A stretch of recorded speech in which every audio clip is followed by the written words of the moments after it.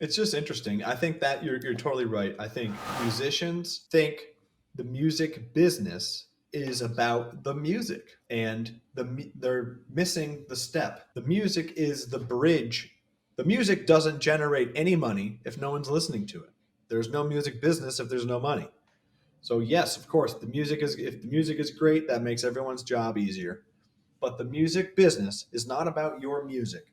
And how many times have you heard a musician or heard somebody say, well, my music is good, and on principle, I'm not promoting it because it's so good that it should just carry itself magically? If there were only 9 songs a year, every year, and you had one of them and it was really good, that might work. But you know what? There are 60,000 songs a day. Well, But, I just posted about that the other day. Taylor Swift bought a billboard in Nashville. Taylor yes, Swift, like Taylor Swift doesn't need to market her music, and guess what?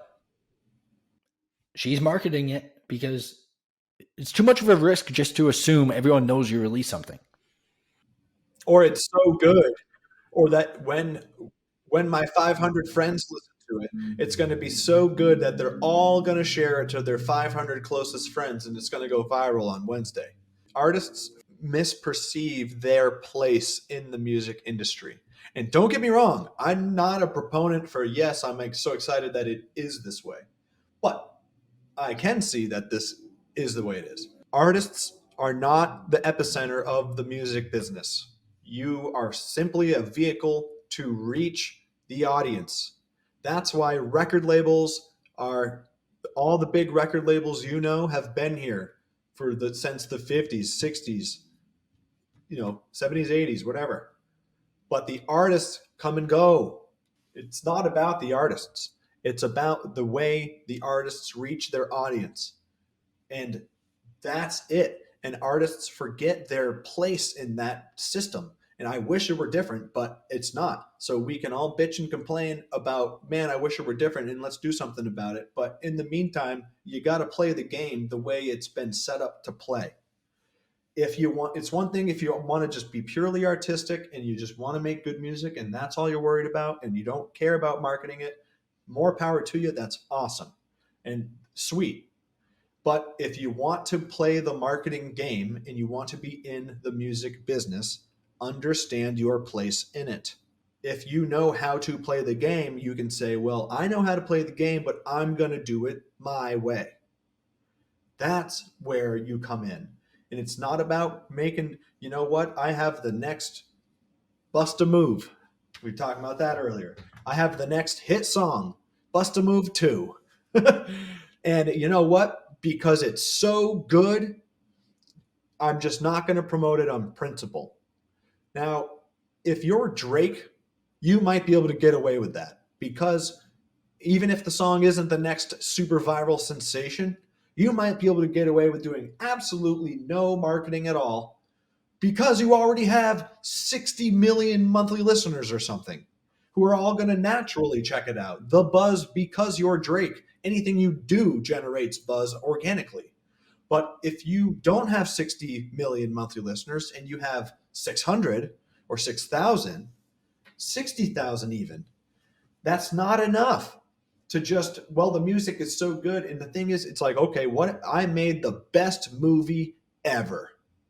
But if I didn't tell anybody about it, there's no buzz. No one's going to come and see it. It's not all about how good is the art. It's about how good can you get people to come see it so that they can tell people about it.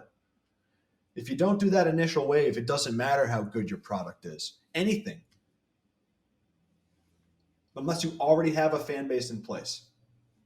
If Lamborghini puts out a super new uh, sports car on Tuesday and they did no marketing, well, the marketing is Lamborghini did something and people are going to pay attention. And you have to think, even Drake, when he releases a new album or song or something, he'll promote it. Oh, big Not right time. away. He will promote it. And what he's doing is dragging out the life and dragging every penny he can out of that song. You don't promote with the intention of being popular. You promote with the intention of making money off what you're promoting. Like, you can get Instagram followers, great. But just having Instagram followers doesn't mean anything if they're not listening to your music or if they're not buying your product.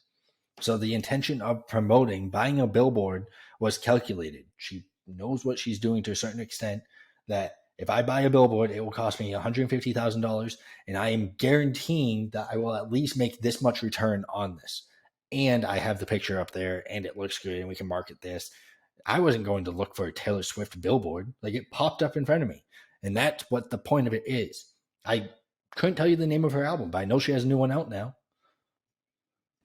There you go. That's a great point. Put that on a fucking billboard. Look, I don't know the name of her song, but I know it's out. Yeah, I know there's something out. Like, I saw her face. yeah.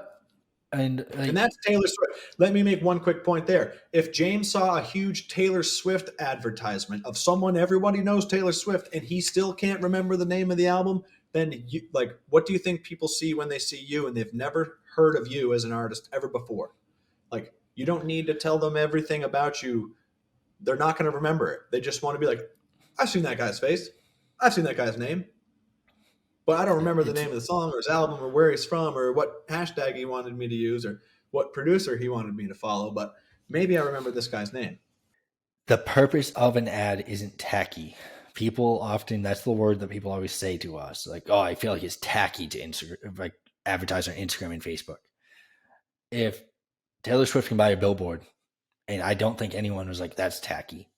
If Will Smith and Joyner Lucas can blow up my Instagram feed for weeks because they released a song together, I didn't say it was tacky. I know it's there now. I don't know the name of that song either, but I know they made a song together. What you're doing is bringing awareness to you. And the goal is, next time I'm on Spotify and I need something new to listen to, I would search Taylor Swift if I liked her music. I'd be like, because who came out with what? Oh, I saw a billboard. Or I saw a picture of a billboard about Taylor Swift. I saw this advertisement about Joyner Lucas. Those are bigger names. So I remember the name. For you, the purpose of advertisements for most artists that we talk to is to make it so that when you show up in front of them on Discover Weekly and Release Radar, they actually click on your music.